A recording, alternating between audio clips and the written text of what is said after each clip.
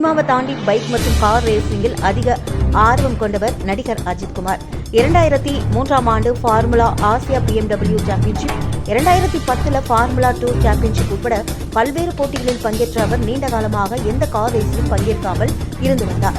இந்த நிலையில நீண்ட இடைவெளிக்கு பிறகு விரைவில் நடைபெறவிருக்கும் ஐரோப்பியன் ரேசிங்கில் பங்கேற்றுள்ளார். இதற்காக துபாயில் கார் ரேஸில் பங்கேற்பதற்காக அஜித் சமீபத்தில் துபாய் சென்றிருந்தார்.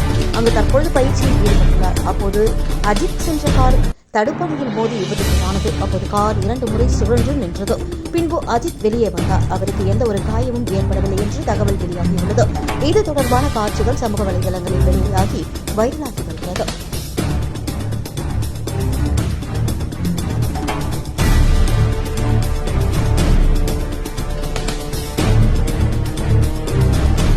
அண்மை செய்திகள் மற்றும் பல்வேறு தகவல்களை தெரிந்து கொள்ள இணைந்திருங்கள் தமிழ் நியூஸ் வாய்ஸ் யூடியூப் சேனலுடன்.